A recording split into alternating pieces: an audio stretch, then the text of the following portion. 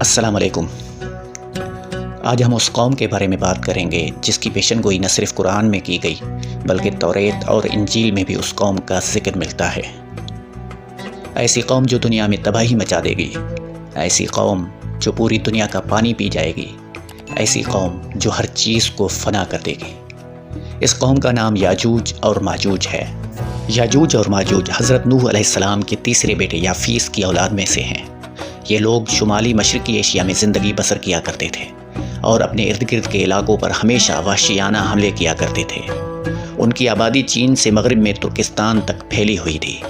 اگر انہیں پوری دنیا میں چھوڑ دیا جائے تو تباہی مچا دیں گے اور لوگوں کی معیشت تباہ کر ڈالیں گے۔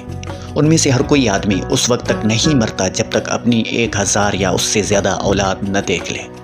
یہ جس جاندار کے پاس سے گزرتے تھے انہیں کھا جاتے تھے یا موسم بہار میں اپنے غاروں سے نکلتے اور سبزہ کھاتے۔ ان کے پنجے اور دان درندوں کی طرح ہیں۔ ہزاروں سال قبل اس روئے زمین پر اللہ کے ایک نیک بندے کی حکومت تھی جنہیں ذوالقرنین کے نام سے جانا جاتا ہے۔ اللہ رب العزت نے ذوالقرنین کو زمین کے ایک بڑے حصے پر بادشاہت عطا فرمائی تھی۔ آپ نے مشرق و مغرب کا سفر بھی کیا۔ اس بادشاہ ذوالقرنین کا ذکر قرآن مجید میں بھی ملتا ہے۔ جب حضرت ذوالقرنین نے شمال کا سفر کیا تو آپ کا گزر 2 عظیم پہاڑوں کے پاس سے ہوا، اور ان پہاڑوں کے اس پار یاجوج اور ماجوج رہا کرتے تھے۔ تو وہاں کے لوگوں نے ذوالقرنین سے یاجوج اور ماجوج کے فتنے کی شکایت کی اور کہا کہ یہ قوم بار بار ان کے علاقوں میں آ کر فساد پھیلاتے ہیں۔ تو حضرت ذوالقرنین نے اس سرکش قوم کی یلغار سے حفاظت کی خاطر ان پہاڑوں کے درمیان ایک مضبوط دیوار تعمیر کروائی جو لوہے اور پگھلے ہوئے تانبے سے بنائی گئی تھی۔ تعمیر مکمل ہونے کے بعد آپ نے اللہ کا شکر ادا کیا اور لوگوں کو آگاہ کیا کہ یہ دیوار وقتی طور پر اس قوم سے حفاظت کرے گی، لیکن ہر چیز فنا ہو کر رہتی ہے، لہٰذا ایک دن یہ دیوار بھی ٹوٹ جائے گی اور یاجوج اور ماجوج اس دیوار کے پاس سے نکل آئیں گے۔ جیسا کہ اللہ تعالیٰ نے قرآن مجید میں ارشاد فرمایا، یہاں تک کہ جب یاجوج اور ماجوج کھول دیے جائیں گے اور وہ ہر بلندی سے دوڑتے ہوئے آئیں گے اور سچا وعدہ قریب آ لگے گا۔ حضرت ابو ہریرہ سے روایت ہے کہ رسول اللہ صلی اللہ علیہ وآلہ وسلم نے فرمایا، پھر وہ دیوار توڑ کر باہر نکل آئیں گے، سارا پانی پی جائیں گے اور سب کچھ کھا جائیں گے۔